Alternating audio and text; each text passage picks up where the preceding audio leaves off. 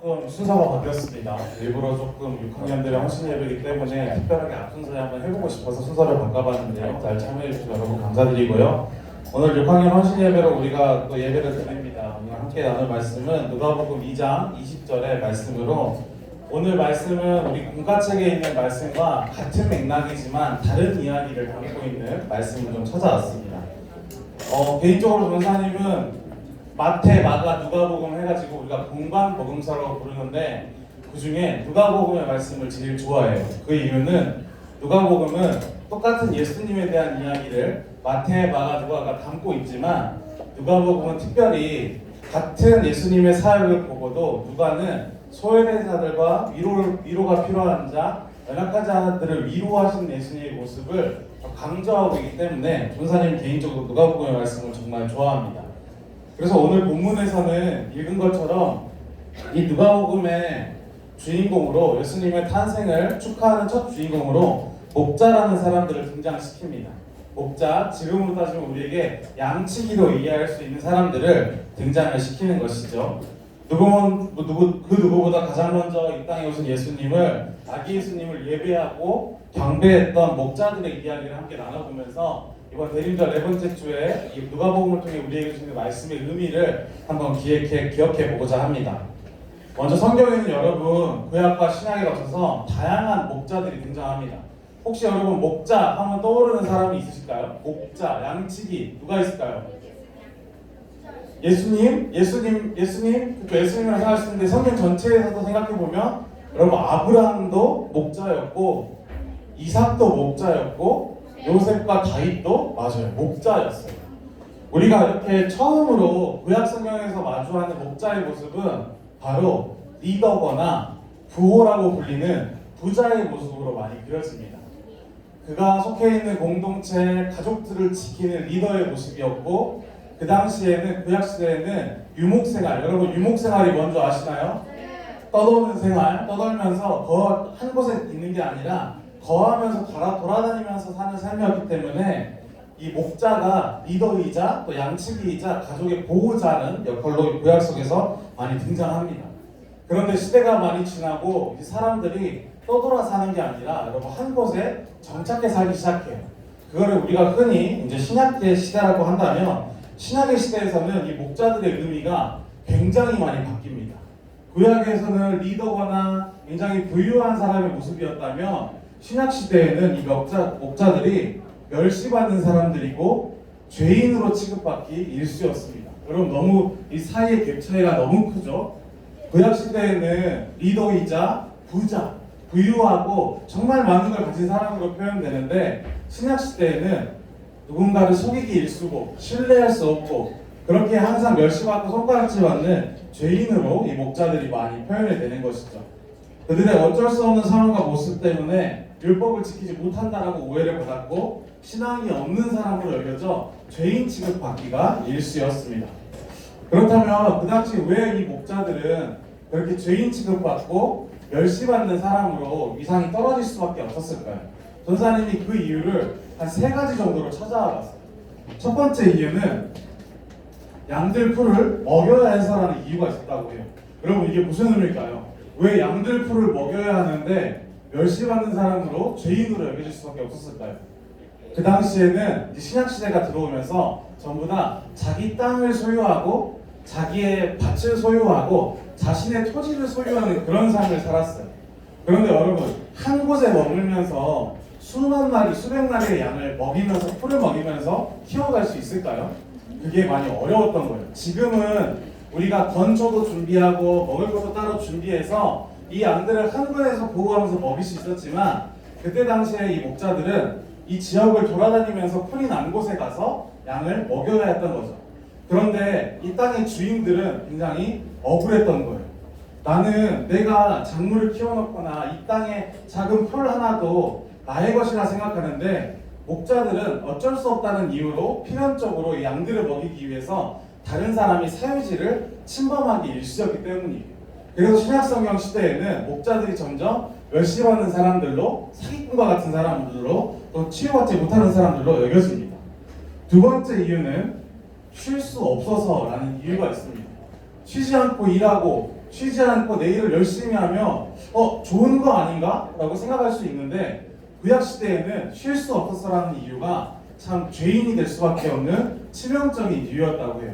이건 또 왜 그럴까요? 바로 여러분 혹시 십계명 기억하시나요? 십계명? 십계명에 이 쉼에 대한 계명이 하나 있습니다. 뭔지 기억하시나요?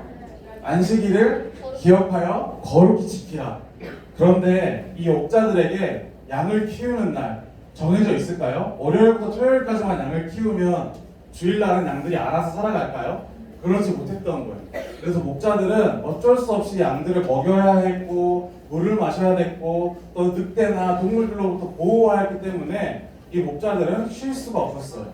쉴 수 없다 보니 자연스럽게 그들은 안식일 예배의 날을 지키지 못한다라는 이유를 받아 죄인처럼 여겨졌던 거였어요.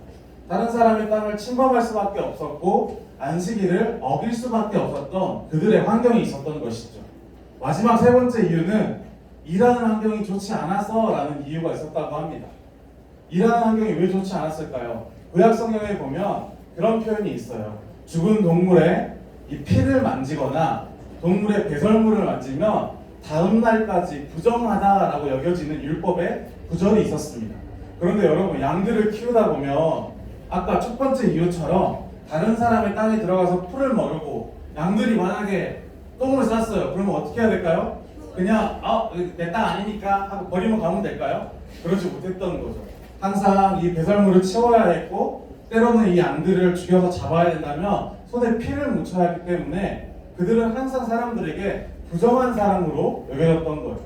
그리고 더욱 중요한 것은 이들이 야외에서 쉽게 씻을 수 있거나 요즘처럼 수도꼭지를 틀면 물이 나오는 그런 환경이 아니었기 때문에 씻기조차 어려운 그들은 다른 사람들이 볼 때 항상 죄인과 같은 사람, 멸시받아야 하는 사람, 사기꾼과 같이 믿을 수 없는 사람으로 전락할 수밖에 없었던 것이죠.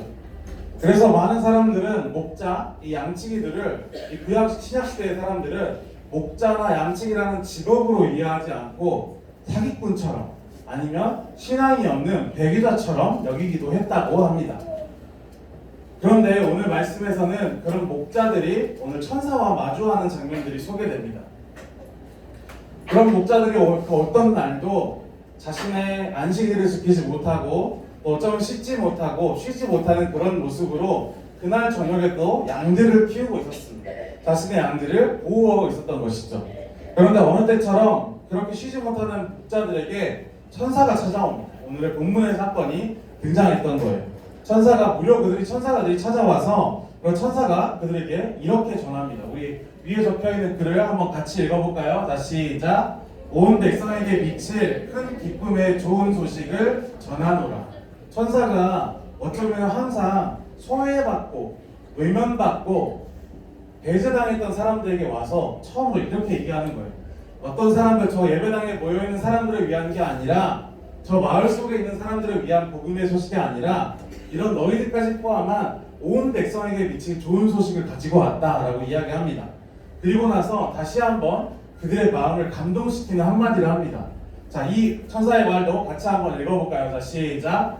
너희를 위하여 구주가 낮았으니 곧 그리스도 구주시라. 그 당시에 이 이스라엘 사람들은 로마의 폭정에 또 로마의 등에 로마를 힘입고 유대인도 아니면서 유대인의 왕과 같은 역할을 하는 사람들의 어려움에 항상 구원자, 메시아, 그리스도를 기다리고 있었습니다. 나를 지금의 삶에서 구원하고 나를 지금의 어려움에서 이끌어낼 한 사람을 기다렸는데 그런 한 사람을 기다리는 목자들에게 오늘 천사가 와서 온 백성, 우리 위에서 이분이 오셨는데 그 백성이 특별히 바로 너희를 위해서 이 땅에 나타나셨다라는 소식을 전해주셨던 것이죠. 이제까지 부정한 자로 멸시받는 자로 여겨진 이 목자에게 천사의 이 이야기는 그들의 큰 위로가 됩니다. 그래서 평범한 삶을 살고 있는 이들에게 너희를 위해서 이 땅에 그리스도가 오셨다라는 고백은 그들의 정말 큰 위로가 되고 감동이 됩니다. 너희를 위하여 구주가 나섰다는 기쁨의 소식, 바로 나를 향한 기쁨의 소식이 있다는 소식을 들었기 때문이죠. 이때까지 이 세상에 그 누구도 주지 않았고 그 누구도 함께하기를 거하지 않았고 그 누구도 나에게 배려해주지 않았지만 그런 나를 위해서 이 기쁨의 소식, 사랑의 소식을 들고 오신 예수님이 오셨다라는 소식을 듣게 됩니다. 그렇게 목자들은 오늘 말씀 2장 15절에서 이렇게 고백합니다. 우리 15절의 말씀 함께 같이 읽어볼까요? 다시 시작. 목자가 서로 말하되 이제 베들레헴으로 가서 주께서 우리에게 알리신 바 이루어진 일을 보자. 자, 이제 한 언덕에서 양을 지키다가 이 천사의 말을 들었으니 목자들이 알려주신 베들레헴으로 가서 정말 이것이 표적으로 나타나는지, 정말 그곳에 아기 예수가 계신지를 보러 가기를 소망합니다. 그렇게 정말 낮은 자였던, 그때 당시 사람들에게 멸시받는 사람이었던, 무시받는 사람들이었던 이 목자들은 이 천사가 알려준 소식에 이끌려서 베들레헴으로 향합니다. 그렇게 가장 낮았던 자들이 천사가 전해준 큰 기쁨의 소식을 듣고 천사가 말한 이 표적이신 아기 예수님께로 향합니다. 정말 그곳에 아기 예수님이 계시기를 기대하며, 정말 나에게도 이 기쁨의 소식이 있기를 기대하며 그 길을 걸어갔던 것이죠. 그리고 그 자리에서 오늘 목자들은 바로 이 땅에 인간의 몸을 입고 태어나신 아기 예수님을 처음으로 맞이하게 됩니다. 예수님을 가장 먼저 예배하는 자로, 가장 먼저 예수님께 경배하러 나온 자로 누가복음은 이들의 모습을 기록합니다. 가장 높으신, 어떻게 보면은 가장 높으신 이가 이 인간의 몸을 얻고 이 땅에 오셨는데, 이 땅에서 가장 낮다라고 평가되고 손가락질 받고 욕먹던 자들이 이 가장 높으신 이의 오심을 가장 먼저 축하하고 예배하는 기쁨의 자리로 나아갈 수 있었던 것이죠.